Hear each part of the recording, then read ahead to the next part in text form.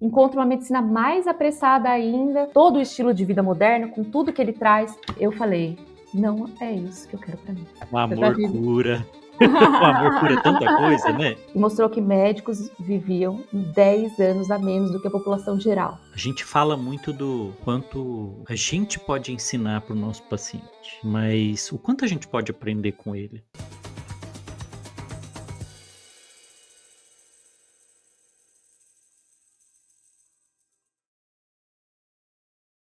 O que a medicina faz com a gente, de bom e de ruim? Já parou para pensar sobre isso? A gente é capaz de aprender coisas com a nossa prática médica que influenciam e podem mudar a nossa vida? A medicina ela pode nos machucar, ela pode nos curar também como médicos? O que a gente ganha sendo médico? Esse é um assunto muito legal. E a gente vai ter uma conversa nesse episódio do MEV Hack, podcast mais MEV do Brasil, com uma pessoa, uma super pessoa, que tem uma história que dá um filme. Vamos lá, nesse episódio, discutir sobre aprendizados e a coragem de mudar, com Priscila Ferreira, que é médica cardiologista, professora da MEV Brasil, e que vai contar pra gente uma história que vocês vão curtir demais. Isso aí, MEV Hack começando. Priscila, seja bem-vinda ao MEV Hack. Muito obrigado por ter aceito o desafio de estar aqui com a gente. Eu que agradeço ao Luiz e a toda a tribo da MEV por poder compartilhar a minha história com vocês.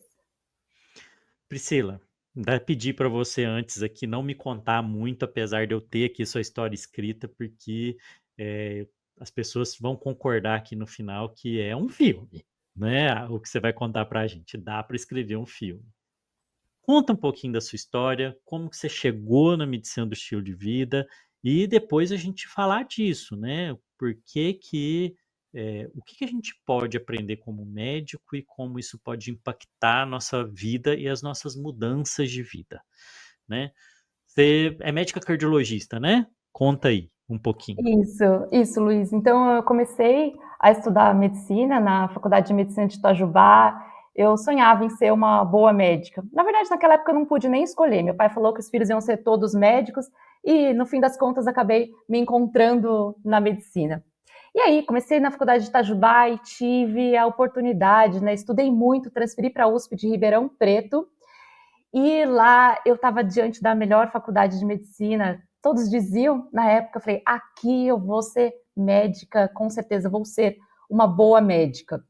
Estudei, que universidade maravilhosa, só que eu não sei se algum de vocês já passou por isso antes. Quando chega no final do 6º ano, eu falei, será que eu sei cuidar de gente? Opa, essa pergunta dói, né? Essa hora Tem, que cai tem, a ficha da gente, né? Chega lá no finalzinho do curso. Eu cheguei e todos os meus colegas falavam isso. Será que eu vou dar conta? mas tem gente que termina o 6º ano sendo o doutor, né? Sabe fazer tudo, já vai dando Gente que plantão, entra na sabe tudo. faculdade achando que já é médico, né? Não é? Entendi que não é bom. Enfim, essa sensação de vazio, gente, mas eu não sei cuidar de gente. Não foi suficiente estudar bioquímica, anatomia, patologia, semiologia. E aí eu fui fazer clínica, porque daí eu ia ser médico. E aí na clínica, na graduação, eu já tinha conhecido a cardiologia, e a cardiologia brilhou meus olhos, principalmente por causa da medicina baseada em evidências, né? Eu formei em 2011 e ali estava sendo vindo finalmente uma medicina que é certeza. Eu não sou muito da exatas, mas pelo menos pisar num solo com mais certezas e me ajudar a exercer a minha arte. Você tá falando aí de certeza e eu tô aqui pensando, né? Que inocência a nossa, né? Assim, que as Isso. certezas existem dentro da medicina, assim. As pessoas podem até ficar horrorizadas de ouvir isso, mas é verdade, a gente está trabalhando com probabilidade, né? E o que a medicina baseada em evidência dá não é certeza, mas é Uhum. probabilidades. Quais são as Uhum. probabilidades? Para ajudar no julgamento. Isso. E eu sonhava com onde eu ia fazer aquele X, se era na geriatria, na psiquiatria, mas meu coração ficou calmo quando eu encontrei a cardio.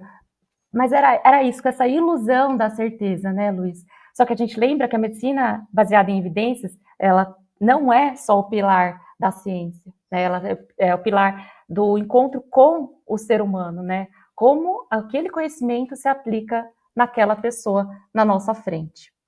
Enfim, só que na residência de cardiologia, o que eu assisti, Luiz, eu não sei se aconteceu isso com você também na psiquiatria, naqueles corredores do HC, prontuários cada vez maiores, filas imensas de pacientes, e eu não vi os pacientes mais curados, melhores. Eles acumulavam doenças, medicamentos e intervenções.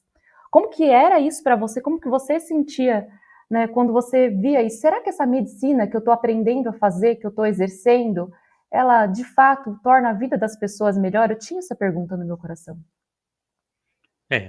Tem até uma frase usada na Inglaterra, né, assim, uma pílula para cada doença, né, one pill for every will, e a gente começa a ver que na medicina, na prática atual, né, o que a gente acaba vendo são 15, 20, 30 comprimidos, né, e para a gente que entra na medicina com essa ideia, né, de ser bom médico, aquele que vai cuidar, que vai tratar, e a gente vê essa situação, a gente fica se questionando: será que é isso, né? Será que é isso que a gente está fazendo mesmo? É claro, né, medicação ajuda, ninguém está discutindo isso, mas é Uhum. mais assim, a gente está fazendo o paciente andar dentro da saúde? Eu acho que é isso que você estava se perguntando, né? Exato. E aí, você imagina aquele burnout da residência, 80, 100 horas por semana, um dia. E o que chamava muito a minha atenção, que os casos mais difíceis, mais complexos nas reuniões clínicas, era assim: ah, não tem solução, vai para reabilitação. Eu falava: o que será que é isso de reabilitação em que vão os casos que não são passíveis de cirurgia ou de intervenção? Até que chegou a minha vez. E aí, naquele dia, na pista de atletismo na USP, um dia de sol, fui lá, cheguei sem saber direito o que eu ia fazer, o treinador físico, o educador físico falou assim: ó, Priscila, seu papel aqui tá ali, ó, o desfibrilador. Se alguém tiver algum problema, aqueles casos difíceis, se tiver algum problema, é você que vai dar assistência aqui na urgência numa pista de atletismo. E aí eu logo escutei um grito, alguém chamando o meu nome. Era um paciente, reconhecer o paciente seu João, que eu tinha tratado em edema agudo de pulmão alguns meses antes, muitos meses antes, na residência mesmo. Gente, foi uma luz na minha vida, Carlos, quando eu vi Luiz, a pessoa com uma roupinha de casa, com uma cara boa, caminhando na pista, falou: doutora, vem cá, preciso conversar com você. Doutora, a minha vida mudou totalmente depois daquele infarto. E aí ele me contou que com o apoio da equipe da reabilitação, que ele estava acessando o tabagismo, que ele estava caminhando, que ele estava se alimentando melhor. Eu falei assim: gente, é isso que eu quero fazer da minha vida. Sabe assim, virou. Parece que eu saí de uma tempestade escura, falando assim: isso não é medicina para gente, eu quero ajudar pessoas a viver melhor. É claro que eles só viam a luz no fim do túnel porque eles já estavam com intervenção, já tinham angioplastia, estavam tomando medicação, claro. Mas eu via que aquela era uma medicina e ele falou a chave para mim: doutora, aqui eu estou me curando com as minhas próprias pernas. E olha que interessante, né, assim, enquanto você foi falando eu pensei, né, quando fala assim: "Ah, reabilitação e tal", dá aquela ideia assim, pra lá de UTI, né, é como se fosse o final. E aí chega lá, você vai para um lugar que não é um lugar médico, né, uma pista de atletismo, e que te qual que é o seu papel? Ó, o seu papel é secundário, viu, é só se alguém der um piripaque aqui.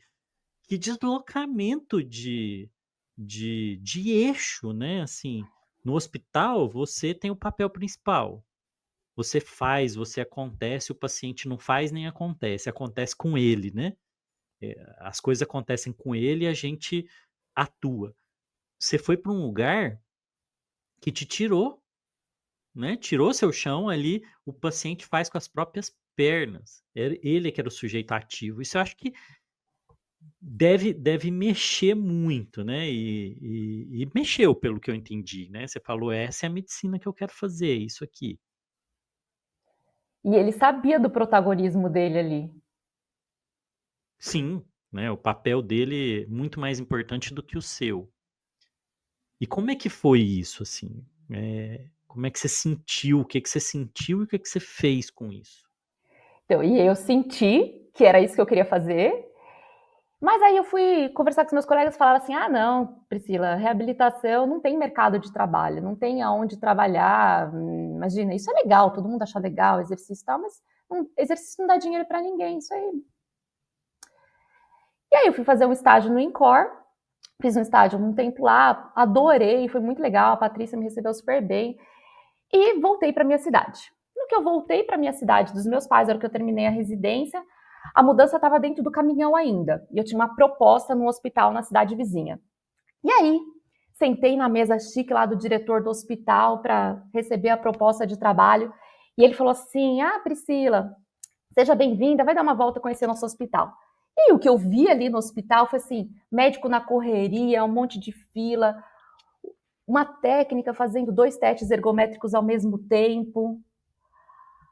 Aí eu fui ficando meio apavorada com o mundo real, né? A mudança dentro do meu caminhão. Aí eu sentei na Tô mesa do. rindo aqui porque é uma frase até simbólica, né? A mudança dentro do caminhão ainda e você pensando se você queria descarregar nesse lugar, né?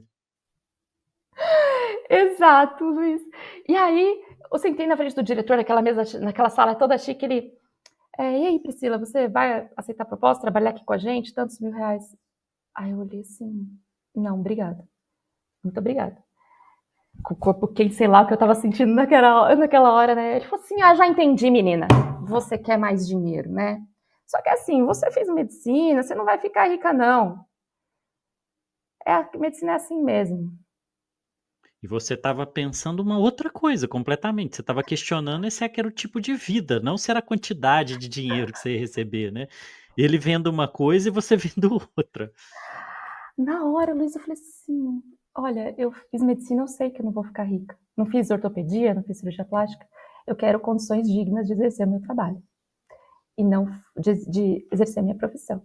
Você falou isso para ele. Falei isso pro diretor do hospital. E eu não vi isso aqui. Muito obrigada. Levantei e E saí qual embora. foi a reação dele? Não, mas eu posso falar com os outros diretores para te dar mais dinheiro. Falei, não é isso que eu tô falando. Não, mas a gente vai te ligar. Eu, muito obrigada. E fui embora. E aí?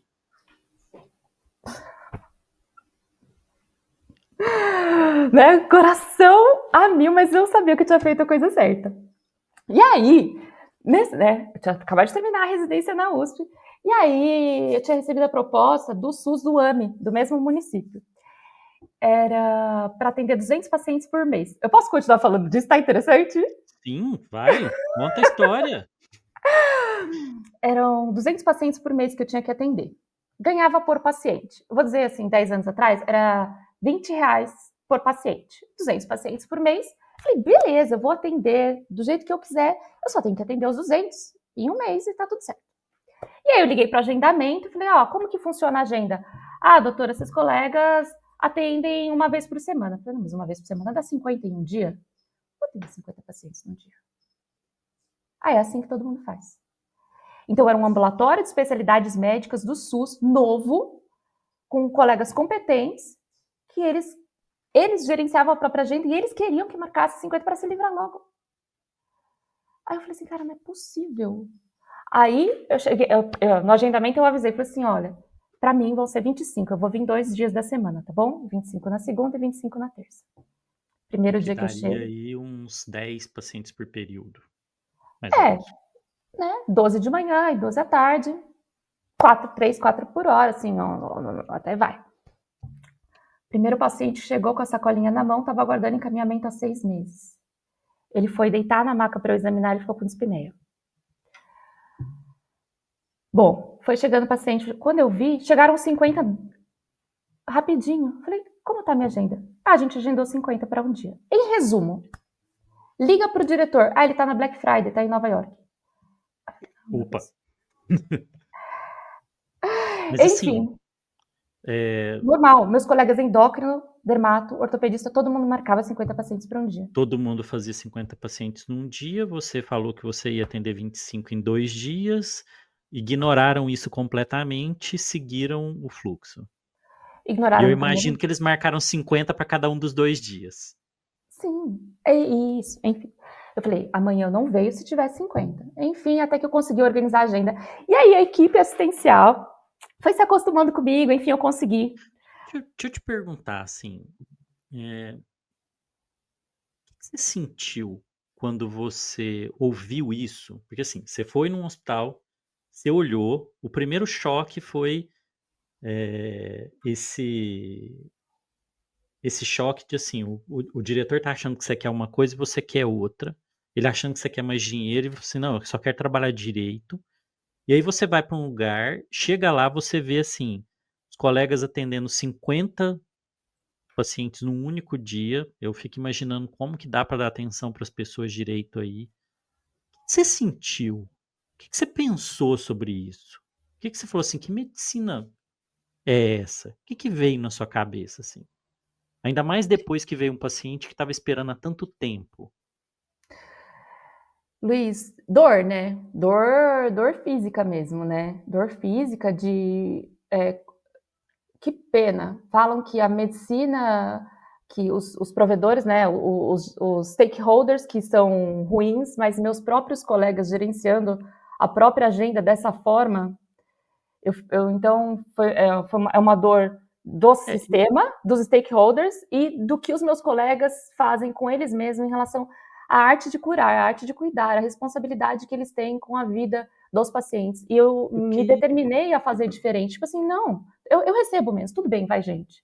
Eu quero só cuidar de gente, fazer o bem para as pessoas, e exercer direito. dignamente. Porque eu comecei a tentar fazer rápido, Luiz. Aí eu não fazia anamnese abreviada, terminava de escrever a receita, e eu acho que isso já aconteceu com muito de vocês, era à mão. Escrevia no final, hidroclorotiazida. A hora que eu terminei de escrever a receita, a pessoa fala assim, doutora, mas essa aí eu já não me dei bem. Eu falei, puta, eu não fiz uma anamnese bem feito para mim. Prescrevi a medicação sem avisar a paciente antes. Sem conversar com ela, sem ouvir ela, né? É aquilo que a gente discute isso no Mavi Clinic, né? Sobre Uhum, uhum, a necessidade de você ouvir o paciente. Aquele uhum. estudo clássico, né? De que o médico deixa o paciente falar de 18 a 21 segundos só e depois interrompe ele. Eu fiquei. Isso que você colocou é uma coisa que acho que talvez seja doloroso e algumas pessoas não vão gostar, não, mas a gente coloca muito a culpa no sistema, no gestor. É Mas muito será que o fácil. médico também não é culpado? Né? Será que ele não se coloca num lugar de vítima errado, assim, né? Porque quando você vai lá e você tá dizendo, a pessoa pediu para ela marcar aquela agenda, né? E aí, o que você fez com isso? O que eu fiz com isso foi, amanhã vai ser diferente, vocês vão reagendar. E amanhã, e aí até que enfim eu consegui gerenciar minha própria agenda. Mas isso criou a equipe, ela reagiu mal com você em relação a isso? De Não, colocar resistência? só me acharam esquisita. A doida, chegou a doida. Me E os acharam, seus colegas? mas assim, Você não cada tinha um tá, contato? não é. Então assim, a equipe de Também enfermagem atendendo 60 pacientes num dia, ninguém tem contato com pro ninguém, né? lado, entendeu? Eu via Entra na colegas caverna, almoçando miojo, entendeu? A colega trazia uma dermato ali, almoçava o miojinho dela no intervalo, dentro do consultório, dentro do provavelmente. consultório, claro. Já E leva um cup aí, noodles, que opa, dando marca aqui. Aquele que só bota água isso, dentro. foi isso que eu assisti. Eu falei assim, gente, quando eu era residente, tinham as normas do hospital, eu tinha que seguir a carga horária. Eu não tinha autonomia, mas agora que eu buscava um pouco de autonomia para exercer minha profissão, eu não ia fazer isso comigo. Para mim é muito importante, sempre foi muito importante dormir, comer, ser humano, né? Enquanto meus próprios colegas estavam negando as próprias necessidades biológicas e as do paciente, enfim. Se você não enxerga nem as suas necessidades biológicas, nem a sua necessidade de bem-estar, você enxerga a do paciente? Duvido, né? Se você está fazendo isso com você, você está fazendo isso em primeira pessoa, você não vai. É aquele ponto, né, você só é capaz de cuidar de alguém quando você tem cuidado com você mesmo. Se você não cuida da pessoa, eu gosto de brincar muito, assim, Priscila, com uma frase que é assim, eu tenho que me amar e cuidar de mim, porque se eu morrer, eu morro, né. Eu Sim. né, se eu morrer, eu morro. Então, eu tenho que cuidar de É, mim. é. E aí também me veio aquela frase de eu recentemente ouvir uma colega falando: "Pri, a gente tá dando sangue pra isso dar certo". Eu falei: "Não dá o seu sangue é seu".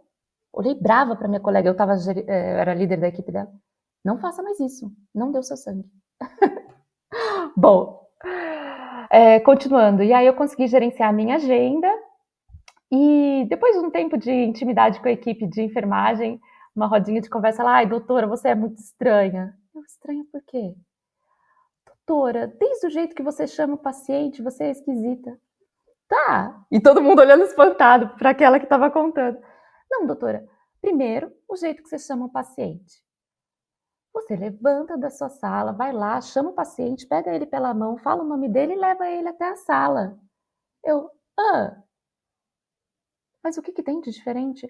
"Não, não é assim que chama, doutor". Eu falei: "Tá, então como é que chama?". "Não é assim que chama, doutora. Você tá dentro da sua sala, faz de 2 jeitos, ou você grita o nome do próximo, ou você pede para o paciente que tá saindo chamar o próximo que vai entrar". Uau, eu não sei nem o que que eu falo aqui, né.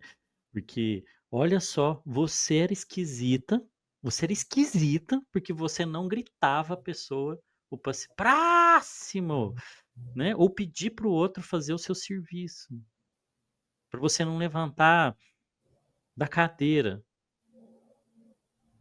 Gente, olha o quanto sabe, isso confirma, né,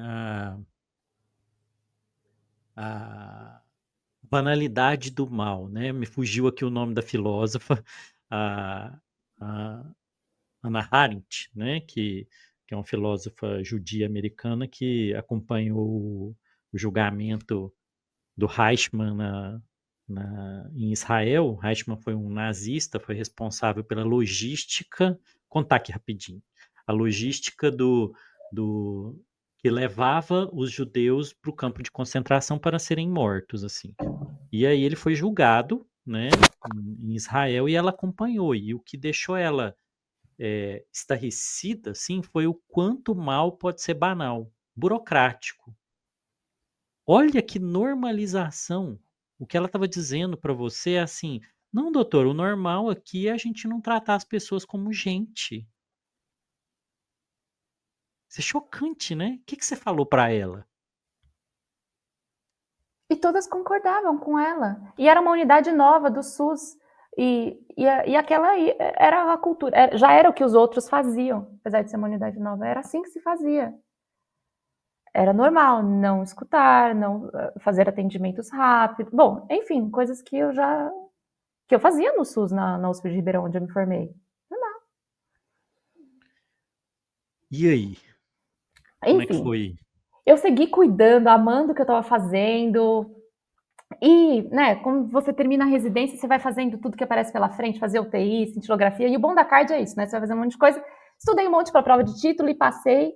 E aí um dia tocou o telefone e era da AMIL de São Paulo, da reabilitação, que eles tinham recebido minha indicação do INCOR, do pessoal da reabilitação do INCOR.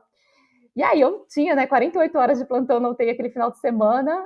Você pode vir na segunda, às 9 da manhã aqui para uma entrevista? Eu falei, vou. Eu não sabia dirigir em São Paulo, não sabia nada. Estava saindo do plantão às 7 horas da manhã, arrumei o motorista e me colocou ali nos Jardins às 9 horas da manhã para essa entrevista.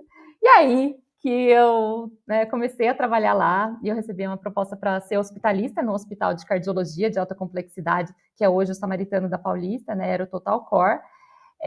E eu trabalhei lá, né, como hospitalista no período da manhã, de 2011, 2013 a 2018, e à tarde eu estava no serviço da reabilitação. E aí, assim, eu estava muito feliz, né, de exercer a reabilitação cardíaca. A gente começou com um programa que era pequeno e se tornou o maior programa de reabilitação da América Latina, Uau! inclusive com, né, supervisionando outras unidades fora de São Paulo também, em Curitiba e no Rio de Janeiro, criamos linhas de cuidados específicos, né, colocando o paciente certo, no lugar certo, fiz pós-gestão de saúde na GV, e a gente conseguiu, assim, colocar o paciente após a intervenção coronariana, né, já para ele dar continuidade no cuidado no programa de reabilitação. Isso foi uma realização muito grande. E aí? O que que aconteceu depois? Só um pontinho aqui em relação ao exercício, né? O que, que eu via? Eu conseguia, marcava consulta em 30 dias após a alta hospitalar para o paciente na REAB. E Sim. ele chegava para avaliação. E ele chegava lá, Luiz, após a cirurgia cardíaca, paradinho, sentadinho, sem músculo, todo fraco. Como é que eu vou começar um programa de exercícios em alguém que ficou tanto tempo parado? E aí, na internação, eu desenvolvi um plano de alta com um plano de caminhada, tirado do fundo da minha cabeça, sem nenhuma referência, para que ele fosse caminhar 5 minutos por dia. A fisioterapeuta, antes da alta, dava esse plano de caminhada para ele e incrementava 5 minutos por semana. Ou seja, já usando os princípios de métodos SMART, né? Ele tinha um programa de caminhada para De que ele. titulação, né, para ir ganhando, fazendo Isso, esforço progressivo. isso. Então ele ganhava uma planilha que ele preenchia o sintoma, quantos minutos ele andou, para ele aprender que era seguro andar dentro de casa. Gente, ele chegava em um mês andando 20 minutos, era muito legal, muito legal. Uma pessoa que acabou de revascularizar. Então ele chegava já com uma outra adesão ao programa, entendendo que se mover era bom. Porque vira e mexe, a acompanhante falava, doutora, fala para ele que ele não pode fazer nada. Claro que pode, gente, tem que mexer o corpo. Tá, e isso são os ups, né, você foi subindo, aí você foi conseguiu. E aí, tudo continuou desse jeito? Ou aconteceram reveses nessa história? Luiz, vamos lá pro plot twist, né? E aí fui crescendo profissionalmente e um dia um paciente me perguntou assim, ai, doutora, que bom, você está prescrevendo exercício para mim, né? Você se exercita? Aí, Essa né, pergunta dói, né, de ser respondida se você não estiver fazendo, né. mentira total, né? Trabalhava, fazia pós, Você ficava no mentiu? trânsito. Assim, Não, seja né? Eu sincera, era. você falou o Não, que pra ele? não, eu era uma mentira. Naquela hora, você fala assim, que farsa que eu sou, né? Estou aqui, né, orientando estilo de vida saudável para um coronariopata, uma pessoa que teve, e eu tenho um estilo de vida que não é saudável. E na hora eu falei para ele, Mas sabe o agora que você que é? tem a camiseta nossa, faço o que eu faço, né. Agora eu tenho, Tem? assim, ó, outra vida, né, Luiz? Isso aí. Bom, e aí eu comecei a perceber ali que o estresse como erva daninha estava derrubando o que era valor para mim, né? Eu prescrevia, orientava. E sabe que um dos momentos mais importantes da minha história foi na pós-gestão de saúde na GV. Um professor de marketing deu uma aula sobre valores e ele me fez encontrar ali, riscando o que não era valor, eu encontrar os meus maiores valores e eu vi que apesar de realizada profissionalmente, os meus principais valores de vida, eu não estava vivendo eles. E Como é que aí, foi ver isso? também foi ver isso, eu estava saindo de uma palestra internacional que eu dei no Hotel Renascença para 600 pessoas, cheguei em casa e encontrei um pedido de separação da pessoa que eu estava casada. E aí eu vi que esse era mais um, né, dos domínios, dos pilares da minha vida que estavam frágeis, né? Eu só trabalhava, eu só tinha sucesso profissional, eu só estava realizada profissionalmente e eu precisava passar a olhar para mim, existir. E essa história culmina quando um dos pontos, né, minha irmã me convidou para estudar medicina antroposófica, e aí eu falei, não, não, não, não vou mexer na minha profissão, tá tudo certo com a minha profissão. Só que Tudo daí, certo, né. Ela só estava destruindo o resto da sua vida, mas tá tudo certo com ela. exato, exato, era assim, não, a única certeza que eu tenho na minha vida hoje é a minha profissão, não tenho que mexer com isso não, não vou fazer. Porque só tinha isso, né. Só tinha isso. E aí uma colega olhou para mim e falou assim, você tem certeza que você é normal? Você acha que você é normal? Você acha Você mesmo acha que tá tudo bem, você acha né. mesmo que tá tudo bem? E Eu aí acho eu que é interessante a gente pensar isso, assim, né, o quanto, a gente faz da medicina a única coisa que a gente tem, uhum, e o quanto isso destrói todo o resto, às vezes, se a gente não tiver uhum, cuidado, uhum. né. Tá, beleza, existe esse ideal, assim, até pode ser bonito, né, o ideal, assim, não, a gente vai dar a vida pela vida do outro. Não tá certo isso, né? Assim, desse jeito. A gente tem que ter uma vida antes para poder ser um bom médico. Eu acho pavoroso. É, eu já li várias vezes, sabe, Priscila, reportagens sobre. Não vou falar o nome, mas vou colocar assim, famoso cardiologista, que saiu em várias revistas, em jornal, em que o tom era tipo assim, é, eu só tenho vida para o trabalho. Uhum, Inclusive, assim, contando em detalhes o pobre estilo de vida da pessoa e o uhum, fato de que a pessoa teve infarto, uhum. desenvolveu diabetes. Assim, bom, isso é motivo de orgulho? Será que a medalha ou o troféu do bom médico é ter uma vida que nenhum paciente dele deveria ter? Isso é muito estranho. Eu acho isso, no mínimo, estranho. E foi nesse lugar que você chegou, né? Luiz, Você e chegou nessa no lugar de época, olhar que sua vida não era compatível com o que você fazia. eu tive contato com aquela pesquisa que todo mundo conhece do CR, publicada pelo CRM, inclusive, no estado de São Paulo, que avaliou a expectativa de vida médica. Foi publicada em 2013, mais ou menos. Que Aquele os estudo, né? médicos vivem menos e as mulheres vivem menos ainda do que a média da Exato. população. Esse estudo pegou todos os óbitos médicos de um período de 9, 10 anos, se não me engano, e avaliou a idade do óbito desses médicos do estado de São Paulo. E mostrou que médicos viviam 10 anos a menos do que a população geral. E que médicas mulheres viviam ainda menos. E aí eu vivendo dentro de um hospital cardiológico, assistindo pessoas cada vez mais jovens. Jovens, quando eu falo 25, 38, 35 anos, tendo AVC e AM,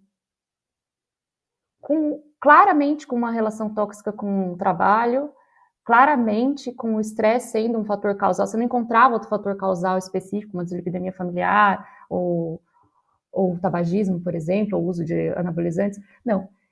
E aí eu, em meio àquele burnout, falei assim, será que eu vou ser a próxima? O que, que eu estou fazendo com a minha vida? E eu tive uma conversa com o diretor do hospital. Falei assim, será que eu não estou aprendendo nada com os meus pacientes? Com essas pessoas jovens? Será que eu preciso dar a minha vida para ser uma boa médica? Preciso pagar esse preço? Ou será que eu posso viver de uma forma justa, equilibrada comigo e com o meu presente que eu tenho para o mundo, com o que eu quero fazer? Isso é claramente uma crise, né? Uma crise de vida, de identidade. A gente fala muito do quanto a gente pode ensinar para o nosso paciente, mas o quanto a gente pode aprender com ele?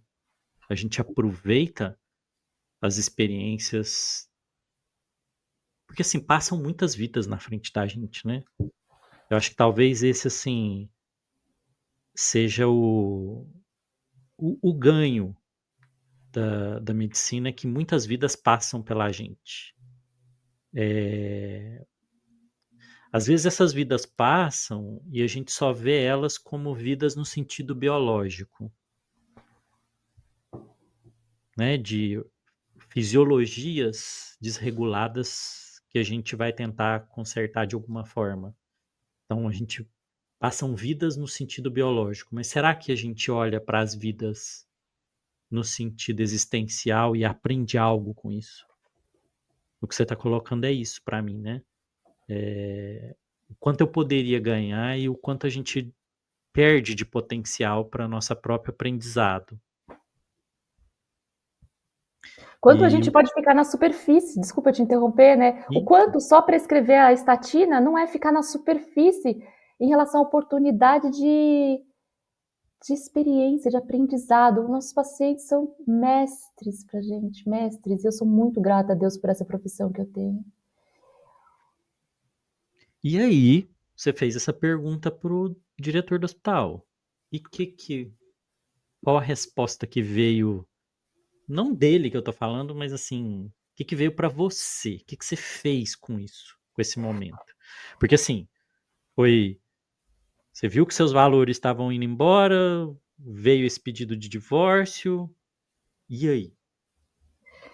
E veio também uma outra visão de medicina. Eu também estava fazendo uma formação de professora de yoga, também estava fazendo uma formação em medicina antroposófica, fui para a Alemanha, e lá na Alemanha eu vi um hospital em que era reconhecido o processo de cura e doença. Eu ouvi dizer sobre salutogênese.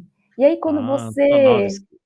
isso. E aí, quando você conhece, se aproxima da salutogênese, que é o quê? O que traz saúde, você vê que a medicina pode ser muito mais ampla, né? A arte de cuidar, a arte de ser médico é muito mais, a arte de viver, né? Ou seja, como eu estava, partindo do raciocínio da salutogênese, como eu estava destruindo a minha saúde, sem tempo para comer, sem tempo para dormir, sem tempo para me exercitar, e como era simples, como é fácil ter e manter saúde e não adoecer a partir do conhecimento de salutogênese. Vamos abrir um parêntese aqui, porque se você que está ouvindo esse episódio não conhece o conceito, você não fez nenhum curso aqui na MEV Brasil, você não fez o MEV Clinic, você não conhece o conceito de salutogênese, vamos explicar, né? Salutogênese é uma teoria de um autor chamado Aaron Antonovsky, e que, do mesmo jeito que a gente tem lá a pergunta, né, patogênese, de onde vem a doença, o sofrimento? Ele propõe a ideia de estudar de onde vem a saúde, por isso salutogênese. E aí, quais são os elementos, os ativos de saúde que levam a esse processo de se criar saúde? E aí, eu acho que você vai concordar comigo, né, Priscila? Eu acho extremamente esquisito, esquisito mesmo. Eu acho que as coisas normais dentro da medicina são mais estranhas, né? Elas são esquisitas, né? Que a gente, como médico, a gente não estude os processos de saúde. A gente só estuda os processos de doença. E aí, a hora que você chega lá na Alemanha, você dá de cara com um serviço construído a partir do princípio da salutogênese. E deve ter sido um BUM! Explodiu o cérebro. Sim, e deles falarem, não, uma paciente com pneumonia recorrente, a gente não trata com antibiótico e manda embora. A gente intervém nos processos que estão acontecendo para que ela. E de fato, você via relato de jovem com anorexia que tinha melhorado, de pneumonia de repetição. E dentro do hospital tinha um jardim maravilhoso, eles faziam musicoterapia, arte terapia. Nós fizemos excursões para a natureza. E aí, um ponto, né? O professor levou a gente para um processo geológico, assim, para uma geografia muito particular. Ele mostrou o processo de adoecer, o adoecer, ele é mais semelhante à formação da natureza. Quando a gente olha para um doente, a gente está vendo uma foto, mas existe um processo. Né? Imagina quando você olha um canyon. Isso não aconteceu de um dia para o outro. Houve um Tem uma processo, história, né? uma história. E aí, o quanto o nosso modelo de educação e assistencial é voltado para tratamento de doença aguda, de É, questões crônicas, né? Eu que já tinha isso. estudado gestão de saúde, A gente fui tem juntando as tratamentos peças. agudos para doenças crônicas. Isso, e as doenças crônicas são o que mais tem. Então, eu estou ali angioplastando, dando alta, de repente eu vejo. Por que ele tem uma nova restenose distente? Porque Por isso que existe eu um vou repetir até processo 6 meses depois da. aterosclerose. Por isso que eu vou repetir até 6 meses depois da minha morte que a mudança é um processo e não um evento. Isso, e a saúde é um processo e não um E não um evento, o evento. adoecer é um O processo, tratamento é um processo e não um tá, evento. o tratamento é um processo. E de repente a gente tem modelos de atenção de saúde, principalmente como especialista, que o especialista vindo só, consulta, resolve, manda embora, manda, devolve para. Não, gente, a gente precisa acompanhar a pessoa. E aí, assim, tá, você. Vem cá. Você se formou em centros de excelência de um modelo completamente diferente com esse. Você vai coordenar um serviço, né, em São Paulo, ali no chãozão da Avenida Paulista ali, tranquilo, né? Assim, na Paulista é aquele lugar tranquilo, né? Zilhões de coisas acontecendo o tempo inteiro, que ditando um ritmo de vida que é um ritmo Uhum, doido. E aí uhum. você vai para um lugar desse e aí você, e aí a hora que você volta? Né, passarinho cantando dentro da UTI praticamente ali, a hora que eu volto. encontro uma medicina mais apressada ainda, funcionando dentro do sistema que todo mundo conhece, apesar de eu estar, né, de eu estar envolvida e coordenando um serviço de longitudinalidade de cuidado, de reabilitação, ainda faltavam muitos elementos. Enfim, o cenário que você trouxe, né? Todo o estilo de vida moderno, com tudo que ele traz, eu falei, não é isso que eu quero para mim. Numa dessas, né, nesse ínterim, eu fui tirar férias, né, em Alagoas, em Maragogi, e me apaixonei por uma pessoa lá e comecei a ver uma luz ali, um outro modo de viver, um outro modo possível de viver. O Você tá amor rindo? cura. O amor cura tanta coisa, né? Eu Não é? falava isso muito É, e quando eu aí estava com os residentes de psiquiatria, né? Quando eu fui coordenador da residência, eu falava para eles: "Não, o amor cura tanta coisa, gente, vocês não têm ideia." e eu consegui, me ajudou a ver a vida ainda sobre a outra perspectiva. E esse ponto, né, Luiz, se a MEV traz os cuidados necessários devido ao nosso estilo de vida moderno, e se eu, sabendo o que é importante, né, se eu mudasse de fato o meu estilo de vida, não é sobre fazer, MEV não é sobre fazer academia 3 vezes por semana, MEV é como você vive a vida. E eu falei, chega. E aí, já tinham chamado no meu coração para ser mãe, e aí decidi, né, ser mãe da Marcela junto com o Erasmo. E assim que ela nasceu, eu tive um parto natural. Essa parte da história é um parece um parto natural, domiciliar, em casa, em São Paulo. Não recomendo, mas assim, foi tudo bem, mas foi uma experiência muito maravilhosa. E aí, depois que ela nasceu, eu falei, vamos para Maragogi. E aí, gente, eu dei todas as minhas roupas. Eu tinha aquele guarda-roupa, aquele closet de propaganda de filme, um closet, uma casa de vila, 2 gols. É a vida perfeita, uma casa de vila A perto da Avenida Paulista. aquela Margarina.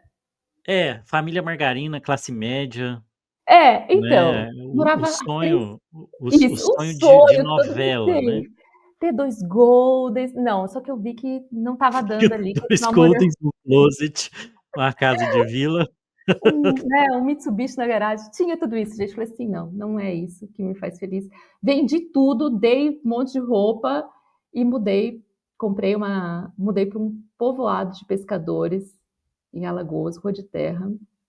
Comprei um terreno ali na praia e construímos uma casa, e a Marcela cresceu lá, assim, eu sendo mãe e eu exercendo a medicina como eu queria, porque daí eu tinha né, comecei ali a ter uma carteira de pacientes particulares, com o tempo que eu queria, 1 hora, ia na casa do paciente, fazia visita domiciliar, prescrevia, desprescrevia.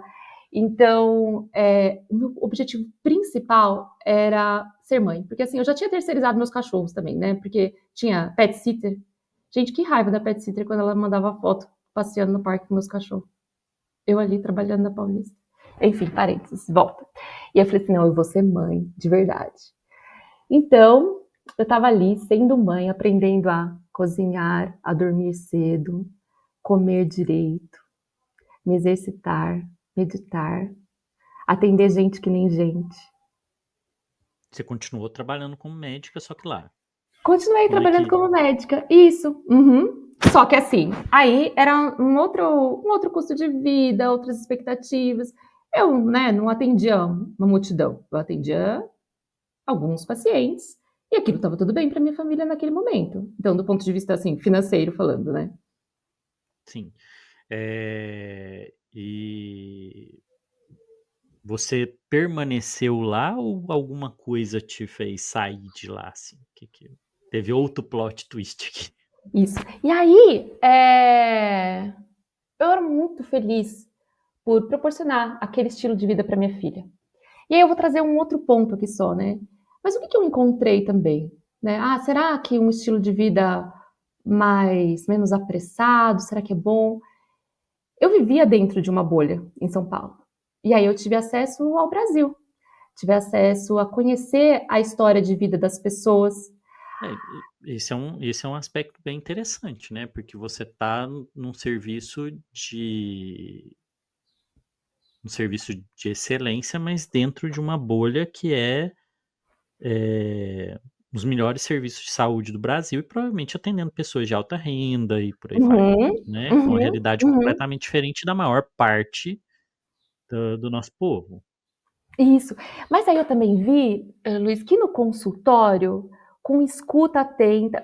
É claro que os exames complementares eram escassos, mas com uma escuta atenta, a gente conseguia prescrever, medicar, controlar a pressão, melhorar a qualidade de vida dos pacientes. E os exames, quando necessário, eles conseguiam. Então, eu vi um outro jeito mais slow, mais atento de realizar o meu cuidado de medicina. Eu acho que também, assim, né, me veio aqui enquanto você falava isso, né, quando o estilo de vida da pessoa é muito acelerado, o médico que está atendendo está nessa pressão, ele acaba precisando de recursos diagnósticos Uhum, muito mais complexos, uhum. porque ele não tem tempo e porque a doença anda num ritmo também muito, a doença vai acompanhar o seu ritmo de vida, né, ela vai acontecer e ela vai fazer estragos de um jeito muito mais acelerado, né. Enquanto que uma medicina, a boa medicina ela pode ser feita com uma mudança de estilo de vida, com uma vida, vamos dizer assim, terapêutica, uma vida terapêutica, né. E aí, talvez a gente precise de estar menos armados, assim, com tecnologia, né. Porque acho que o vínculo da relação médico-pessoa também favorece a não intervenção, né, Luiz? Eu acho Sim. que na medicina, o modelo apressado de medicina, a gente substitui com exames, porque não existe a relação para que não, vamos observar e acompanhar. É um a gente pode dizer que essa medicina desse jeito, uma vida que é consumida por esse ritmo, uma vida consumida por esse ritmo, acaba criando uma medicina que segue pela lógica do consumo, Uhum, muito bom. né. Se eu não tenho, eu compro. Como eu não posso ter um estilo de vida bom, eu compro uma outra solução, que eu não possa produzir dentro de casa, né. Se eu não consigo produzir dentro de casa, dentro do consultório, o diagnóstico com a escuta do paciente, eu tenho que comprar fora, eu tenho que consumir o exame. Então, assim, acaba virando uma vida que segue a lógica do consumo, né, e consumindo a própria vida da pessoa. Isso é uma coisa para a gente pensar, né. Então você teve essa experiência de sair da bolha. Isso. E aí eu também conheci a importância dos determinantes sociais, né, vi que de fato o Brasil passa pela tripla carga de doenças, né? Aquelas pessoas não estavam só vulneráveis às doenças crônicas não transmissíveis, mas também a questões relacionadas a questões financeiras, a violência, a trauma, é, tóxicos, outras substâncias. Então, ampliou o meu olhar sobre o que impacta de fato na saúde do paciente, né? E quando você olha aonde nós podemos tocar, os determinantes de saúde tá no nome, né? Eles são os determinantes de saúde, não necessariamente o acesso aos serviços médicos, né? Isso. A gente não pode ignorar que a pessoa vive dentro de um contexto. Mas estava Uhum. estudando esse tema, assim, recentemente, né, que um dos erros médicos mais comuns que a gente nem sabe, eu nem sabia que existia isso como erro médico, é o erro de contexto. É quando a Uhum. gente deixa de entender em qual vida essa pessoa vive, né. Eh, a gente lembrar, né, antes de discutir o estilo de vida da pessoa, antes mesmo de pensar no tratamento dela e na doença que ela tem, a gente tem que pensar na vida dela, né, que vida ela está vivendo, né. E aí essa bolha explode e como é que você fica? Só voltando, e eu aprendi a perguntar como é a vida da pessoa, como é o dia, que horas que ela come, como é o trabalho, quem é a pessoa. Fui aprendendo que não adiantava nada, né, eu medicar sem saber quem é essa pessoa. E na MEV Brasil a gente aprende, né, a formação é muito, muito sólida disso, de olhar quem é o ser humano na nossa frente. Enfim. E aí eu já tinha começado ali a fazer plantões remotos de laudo, né, a telemedicina foi crescendo nessa época, comecei a fazer ambulatórios e plantões de laudo. Isso foi já dentro da pandemia? Já foi no contexto da pandemia, eu estava ainda lá em Maragogi, e aí meu pai também teve umas questões de saúde, eu precisei vir para São Paulo, e eu estava vendo que eu precisava estar mais perto da minha família. E por mim também, No pós-Covid, eu tive uma condição aguda, uma desnutrição, foi um pouquinho difícil para mim. Um pouquinho não, né? Foi difícil. Eu falei assim: não, preciso voltar para São Paulo, eu preciso me cuidar. E eu também vi que tinham questões pessoais minhas que estavam sendo negligenciadas da minha saúde.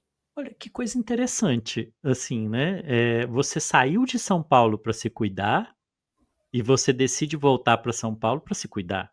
Aham, Como é que é isso? Né, louco, são né? cuidados diferentes, Uhum, foram cuidados diferentes. uhum. Incrível, né? Que cuidado que você buscou na ida para Maragogi e que cuidado você buscou na volta para São Paulo? Porque, Nossa, assim, Luiz. o que te adoeceu você está falando que o que te adoeceu, em parte, foi o estilo de vida que você vive em São Paulo, e Uhum, você vai buscar a cura em Maragogi.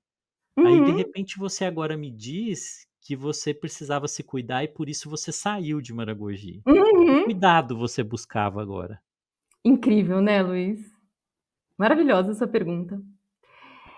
Acho que quando eu fui para Maragogi, tinha muito a ver com a segurança, com a questão da liberdade mesmo. A segurança não, a questão da liberdade da natureza. Principal foi a natureza, de ver a natureza, estar na natureza, sentir um pouco mais a calma, o ritmo. Foi o ritmo, buscar um ritmo mais saudável de vida. Desacelerar, que foi muito importante para mim. E o que me chama para voltar para São Paulo foram questões de segurança, assim, tipo assim, eu preciso estar perto da minha família, quero ver como meu pai vai evoluir em relação à saúde, minha filha ir para uma escola boa. Eu não tenho muita explicação sobre isso, mas eu acordei com um chamado. Eu meditava muito na época e eu fiz aquela meditação egípcia de onde o seu coração fica mais leve, do juízo final. Você conhece essa meditação? Sim, mas aí você vai buscar aqui, você pesou isso, né, e você busca, ah, esse caminho de volta, porque agora o valor, né, como que eu ouço isso aqui? É que existe uma economia de valores, né, na vida. Tem alguns momentos que alguns valores eles são mais caros para a gente, vamos dizer que a cotação desse valor sobe, né, e em outros momentos ele cai e o outro passa a ser mais importante, né. Então o valor de estar com a família, o valor da oportunidade da sua filha se desenvolver numa escola, tal, pesou e aí você vem para São Paulo para isso. E aí Sim, como é que é essa volta?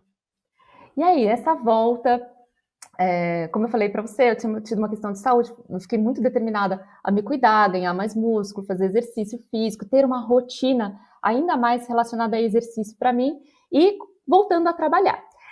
E aí eu tive uma oportunidade na empresa, na Health Tech, que eu dava plantões de laudo lá, para uma vaga de supervisão. Eu entrei para a supervisão da cardiologia. E aí foi muito bom, desenvolvemos projetos incríveis aí, implantando telecardiologia em várias cidades do país todo. E aí surgiu a oportunidade como supervisora das especialidades médicas, lembrando, né, uma health tech com uma abrangência de 1 milhão de habitantes, que atua no SUS. Então, uma questão de levar acesso, que demais, que bom isso. Só que junto com a potência, né, junto com esse monte de realização, também vem ali a outra oportunidade de novo ir para a polaridade, né, Luiz? Você foi a gente é convidado para o aumento de potência, isso exige recurso, isso exige se a gente não tiver cuidado, a gente é muito interessante isso aqui, a gente colocar um tema nisso, né. A palavra paixão, o original da palavra paixão lá no grego, né, pathos, paixão é pathos, né. Ela tem essa ideia da paixão, né, estou apaixonado, mas pathos também é sofrimento, né. Então a paixão ela pode consumir a gente até a gente virar cinza, né. Quando você tá apaixonado demais, vem um sofrimento junto, né, e a gente pode ter um burnout também, né. E aí E aí, você já cantou a bola aí, né, Luiz? Então, assim, eu percebendo, né, e eu trabalhando na Faria Lima, né, claro, né, então, assim, direto de Maragogi para, né, do povoado de pescadores para a Faria Lima. mudança, assim, discreta, né, uma mudança discretíssima de ambiente, que deve ter causado assim um choque. Quando eu voltei para São Paulo, eu tinha certeza que eu estava dentro de um escapamento de carro, assim, dentro do escapamento, né? Eu acostumado com a brisa do mar ali, chorando de desespero, né? Bom, e aí, claro, eu já estava junto com vocês na Mev Brasil, já tinha feito um Mev Change, cada vez mais trazendo ferramentas para minha própria vida. E Você eu começou o Mev Change ainda em Maragogi? Não, eu tinha acabado de voltar para São Paulo. Tinha voltado, né? E a cidade que eu estava morando em São Paulo é no interior de São Paulo, na cidade perto dos meus pais, né? Bom, Luiz, e a sua pergunta, né? Sabendo que eu estava ali pertinho de um novo burnout, gerenciando uma equipe, uma health tech, como supervisora de especialistas, de médicos especialistas, eu fui toda inocente para a conferência global da MEV Brasil em agosto. Mev Global. Por que você fala que você foi toda inocente?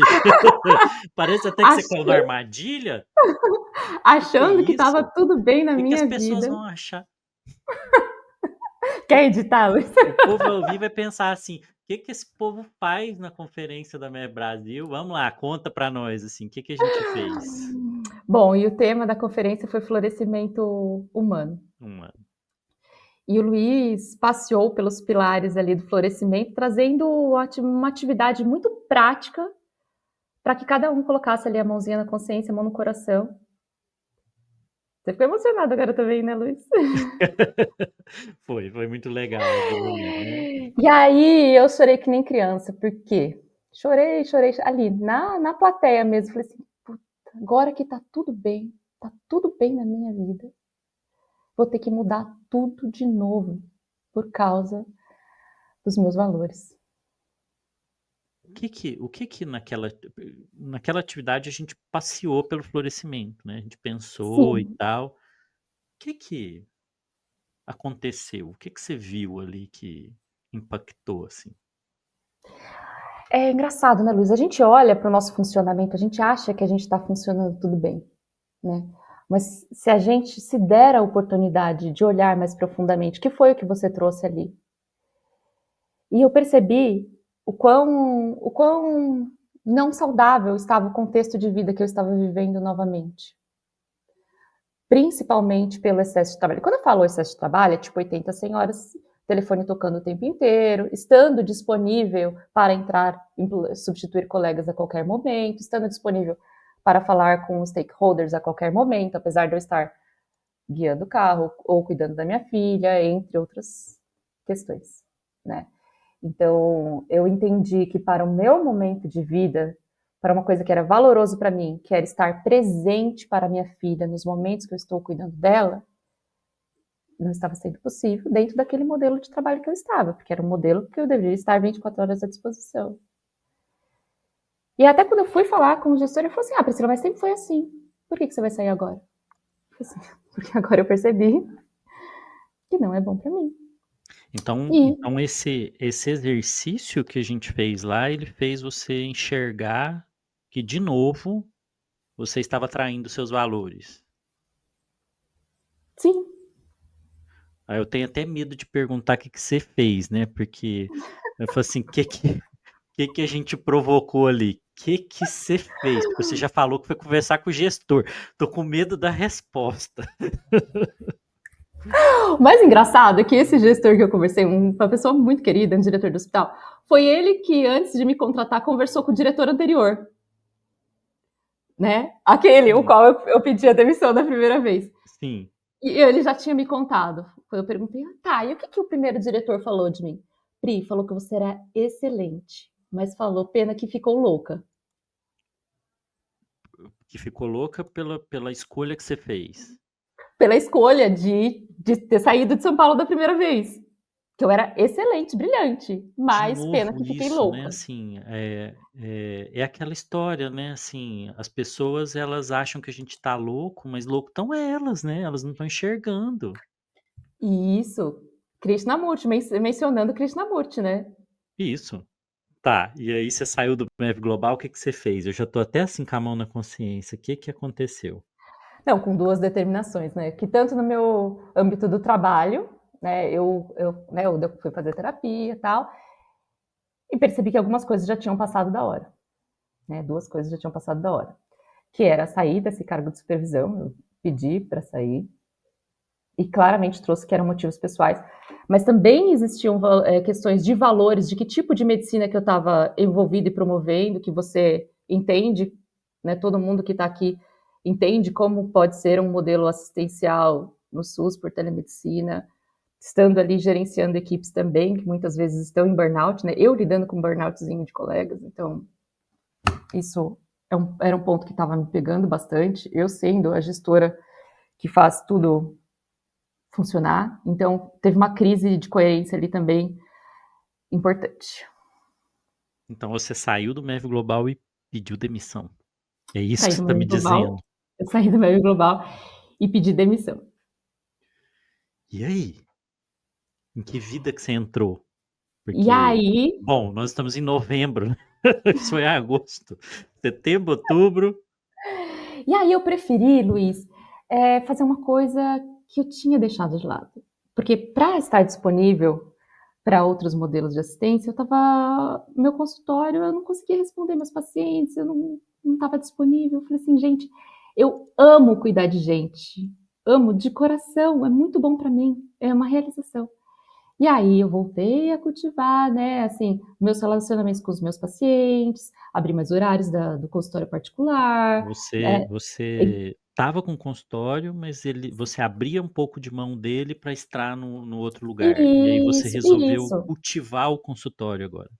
Isso. E também a produção de conteúdo para mim, que sempre me realizei muito produzindo conteúdo, no Instagram principalmente, fazia lives. E aí, sabendo que o pote de energia da pessoa é finito, eu estava colocando meu pote de energia dentro de um trabalho, né, de gestora de equipe, e não nutrindo o meu potencial ali como médica que cuida de gente, que acompanha.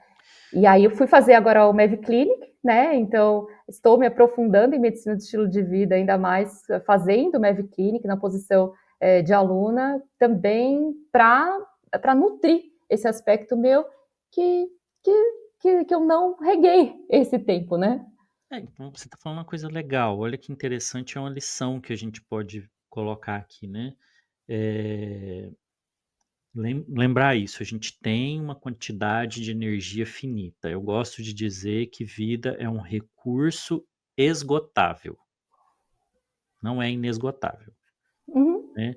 A gente, a gente pode extrair da vida muito até o ponto em de que não sobre nada para se recarregar. Eu uhum, experimentei isso, né? uhum. Eu digo com. Eu até não. Toda vez que eu lembro desse assunto, meu olho começa a dar uma brotadinha assim, lacrimejar, porque quem já passou por um burnout, eu digo que burnout ele tem características de estresse pós-traumático.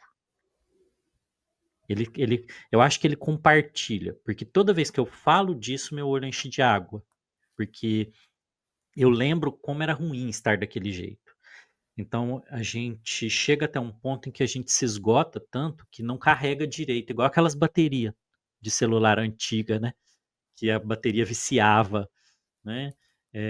A vida é meio que assim. E aí você está dizendo, olha, eu tenho que saber onde que eu invisto essa energia no valor mais importante para mim. E aí você decidiu investir naquilo que era mais valoroso, seu consultório e a comunicação de saúde com o paciente, o ensino, né? Porque isso é ensinar, né? Ensinar para o paciente, trazer bons conceitos de saúde. E como que você está se sentindo a partir do momento que você bota energia nisso? A gente quer que o paciente se aproprie do potinho de energia dele, né? E que a gente quer apoiá-lo. E quanto a gente olha para o nosso potinho daquele dia, que tem 24 horas, aonde eu vou pôr a energia do meu potinho, né? Vai ser um pouquinho no potinho de passar no mercado ou ir na feira, um pouquinho. Quanta gente vai se nutrir o nosso dia a dia, né? E aí, Nutrir os nossos valores. e aí, quando acontece isso, né, a gente começa a gerar energia, né? Acaba tendo uma Isso. fonte de energia renovável, vamos dizer assim, né? Quando Exato. você investe energia no valor, você cria mais energia, porque você acaba saindo do dia realizado, né? Disposto e tal. E o quanto a gente não precisa se esforçar, né? Então, onde eu vou pegar o meu potinho de energia?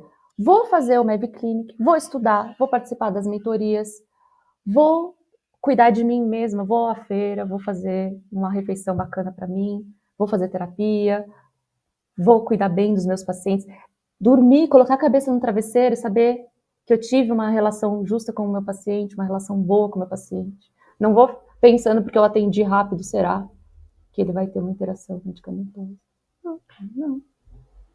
E que, olhando então agora, assim, né? Olhando pelo retrovisor, porque é legal que tem essa frase, né? Que a vida não faz sentido olhando no para-brisa, faz sentido olhando pelo retrovisor. O que você... Vou fazer uma pergunta típica do Mav Change agora, né? Vai ser aquela pergunta típica do Mav Change. Olhando para sua vida, o que você aprendeu? O que é a lição mais importante disso tudo? O que foi a lição mais importante que você aprendeu? Que a gente tem que estar dentro do nosso corpinho, Luiz.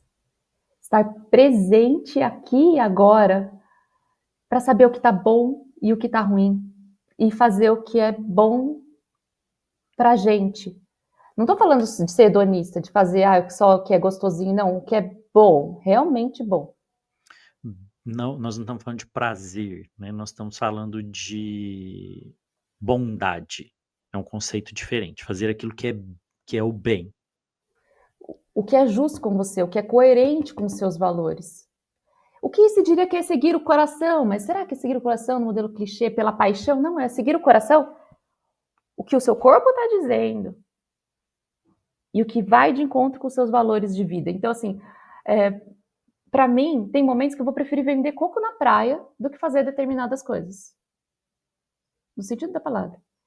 Tem momentos que eu vou preferir não fazer do que ter que fazer o que é normalizado. Então eu prefiro fazer o que é certo. E aí eu estou muito feliz de estar aqui hoje, de trazer a minha mensagem para vocês, de estar, ser professora, ser mentora da Mev Brasil, levar assim essa palavra do cuidado, da conexão com o paciente, do valor médico, da gente se cuidar. É aprender a estar no corpo, porque vamos dizer que a vida fala com você, você tem que aprender a escutar a sua vida. A vida dentro de você, ela está te dando as dicas, né? E aí é isso, né? Isso que a gente pode concluir com esse pensamento, assim. Nós, como médicos, nós estamos por aí cuidando de vidas biológicas e esquecendo de ouvir a vida enquanto um fenômeno existencial. E isso poderia estar ensinando a gente não só a cuidar melhor das pessoas, mas também a cuidar melhor da gente, né? A gente poderia estar ouvindo a vida e não só os organismos biológicos. Priscila, foi incrível essa conversa. Incrível, incrível, incrível. Eu vou anotando aqui, eu tô com meu caderninho, vou anotando um monte de coisa e eu tenho certeza que todo mundo que ouvir esse podcast hoje e aí no tempo vai ficar encantado e vai ficar assim, vai tirar dessa sua história, da sua vida, né? Vai tirar da sua vida muitas lições e eu acredito que vai ser um chamado para muitas pessoas aprenderem a ouvir melhor o que a vida está dizendo. Muito obrigado e muito obrigado por estar aqui na tribo da MEV, ter aceito ser professora também. Né? Brigadão. Eu que agradeço, Luiz. Grande abraço para todos. Isso aí, gente. Esse é um incrível episódio do MEV Hack com a nossa querida Priscila. Tá lá a filhota ali, ó. Né? Linda ali. E é isso. Escute a vida dentro de você. Até o próximo MEV Hack.